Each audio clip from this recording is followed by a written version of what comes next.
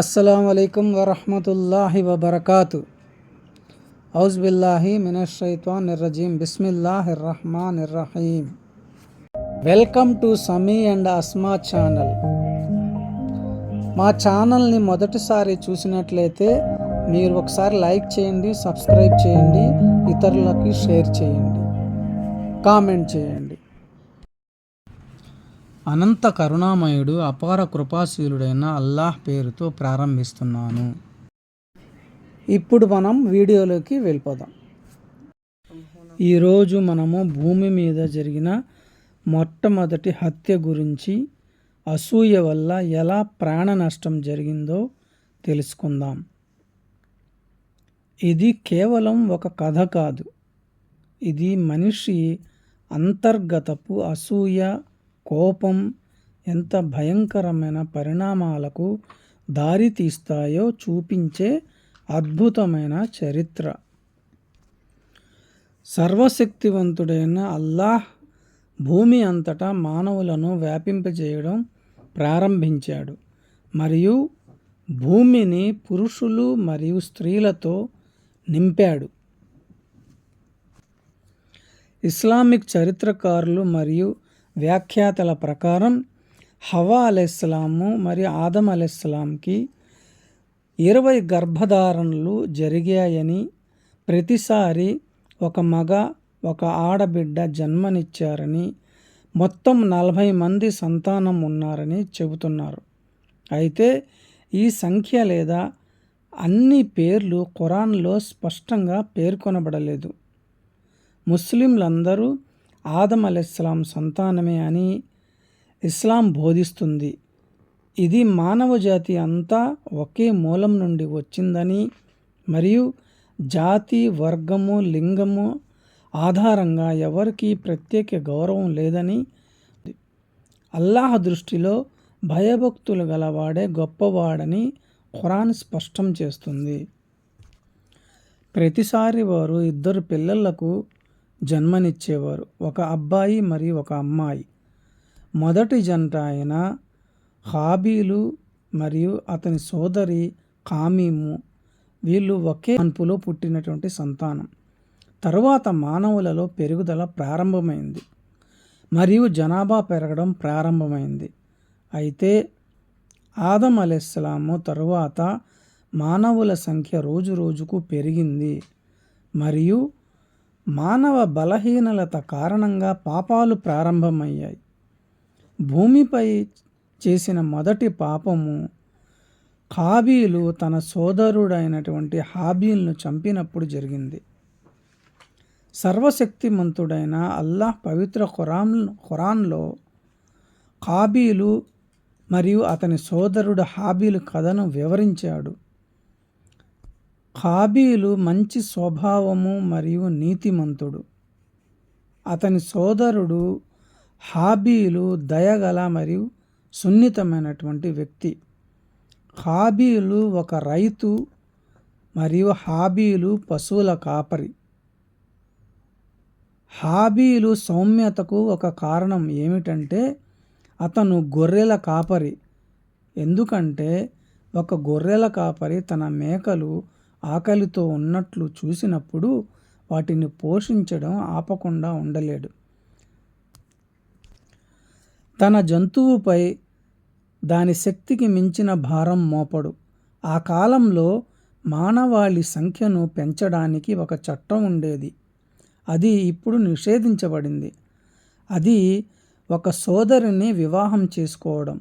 ఆ కాలంలో ప్రజలందరూ ఆదం అలైహిస్సలాం యొక్క సంతానం మరియు తోబుట్టువులు కాబట్టి ఆ కాలపు చట్టం ప్రకారం హాబీలు తన కవల సోదరిని కాకుండా వేరే సోదరిని వివాహం చేసుకోవచ్చు.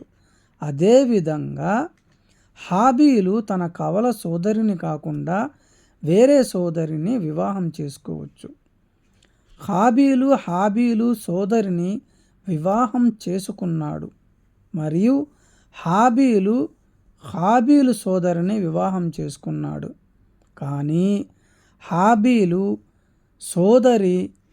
కాబీలు సోదరిని వివాహం చేసుకోవడానికి నిరాకరించాడు మరియు అతని కవల సోదరినే వివాహం చేసుకోవాలని అనుకున్నాడు.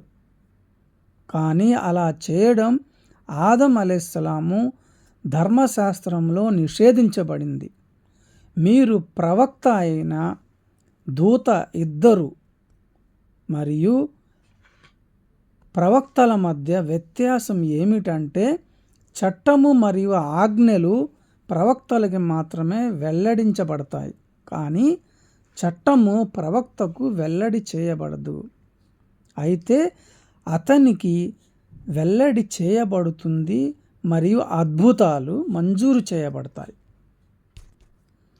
అయితే చట్టము దూతలకు మాత్రమే వెల్లడి చేయబడుతుంది. ఆదం అలైహిస్సలాము కూడా ఒక దూత కాబట్టి ఒక వ్యక్తి తన కవల సోదరిని వివాహం చేసుకోకూడదని అతని చట్టంలో చట్టంగా ఉంది. ఈ చట్టపరమైన క్రమం కారణంగా హాబీలు కోపంగా ఉన్నాడు మరియు ఈ చట్టాన్ని పాటించడానికి నిరాకరించాడు. ఆశ్చర్యాన్ని వ్యక్తం చేశాడు ఆదం అలైహిస్సలాం. ఇద్దరి మధ్య నిర్ణయం తీసుకుని ఇద్దరు అల్లాహ్కు బహుమతిగా సమర్పించాలని ఆదేశించాడు. బహుమతి అంటే అల్లాహ్ పేరు మీద వధించబడిన మరియు పేదలకు పంపిణీ చేయబడిన జంతువు. దీని అర్థము ఒకరి ఉద్దేశం అల్లాహ్ కోసం స్వచ్ఛమైనది. ఈ శాంతిని త్యాగం అంటారు. ఆదం అలైహిస్సలాం కాలంలో త్యాగం యొక్క చట్టాన్ని అంగీకరించడానికి ఒక సంకేతం నిర్ణయించబడింది మరియు అది ఆకాశము నుండి ఒక అగ్ని కనిపించి బలిని కాల్చడం. దాని అర్థము త్యాగం అంగీకరించబడింది అని అర్థం. అగ్ని బలిని కాల్చకపోతే త్యాగం అంగీకరించబడలేదు అని అర్థం. చివరి బలి రోజు వచ్చింది. హాబీలు తన పశువుల నుండి ఉత్తమమైన పశువులలో ఒక దాన్ని తీసుకొని బలిపీఠాన్ని తీసుకువచ్చి అల్లాహ్కు సమర్పించాడు. మరొకటి హాబీలు తన పొలాల నుండి ఒక నాసిక రకమైనటువంటి ధాన్యాన్ని బలిగా అర్పించాడు. మరుసటి రోజు వారిద్దరూ బలిపీఠం వద్దకు చేరుకున్నప్పుడు హాబీలు బలి అంగీకరించబడింది మరియు హాబీలు బలి అగ్ని ద్వారా కూడా ముట్టుకోబడలేదని వారు చూశారు. అది చూసిన హాబీలుపై కోపంగా ఉన్నాడు. సాతాను కూడా తన సోదరుడిని చంపాలని అతన్ని ప్రలోభపెట్టాడు. తన సోదరుడు హాబీల్ని చంపాలని నిర్ణయించుకున్నాడు. అప్పటి వరకు భూమి మీద ఏ మానవుడు చంపబడలేదు. మానవ చరిత్రలో హాబీలు చేసిన మొదటి హత్య ఇది. అతను తన సోదరుడు హాబీలు వద్దకు వెళ్ళి నేను నిన్ను చంపుతాను అని అన్నాడు. దాని ప్రతిస్పందనగా హాబీలు నువ్వు నన్ను చంపడానికి ప్రయత్నిస్తే నేను నా రక్షణను ఎత్తను, ఎందుకంటే నీ ఇతర పాపాలతో పాటు నన్ను చంపే పాపాన్ని కూడా నువ్వు తీసుకోవాలని నేను కోరుకుంటున్నాను మరియు నీ పాపాలు కూడా పెరుగుతాయి అని అన్నాడు. ఆ తరువాత అసూయ, కోపము, అహం కారణంగా హాబీలు తన తమ్ముడిని చంపేశాడు. ఇది భూమిపై జరిగిన మొదటి హత్య. హాబీలు మరణించిన తరువాత హాబీలు భయపడిపోయాడు. ఎక్కడ పూడ్చాలో తెలియక అప్రమత్తమయ్యాడు. హాబీల్ మృతదేహాన్ని హాబీలు ఎక్కడ దాచాలో తెలియలేదు. అప్పుడు అల్లాహ్ ఒక కాకిని పంపాడు. అది భూమిని తవ్వి మరో కాకి యొక్క మృతదేహాన్ని పూడ్చిపెట్టింది. ఇది చూసిన హాబీలు అయ్యో, నా సోదరుడి మృతదేహాన్ని ఈ కాకి పూడ్చినట్లుగా కూడా నేను చేయలేకపోయానే అని పశ్చాత్తాపపడ్డాడు. ఈ కథ ద్వారా ఖురాన్ మానవ జాతికి ముఖ్యమైన సందేశాన్ని ఇస్తుంది.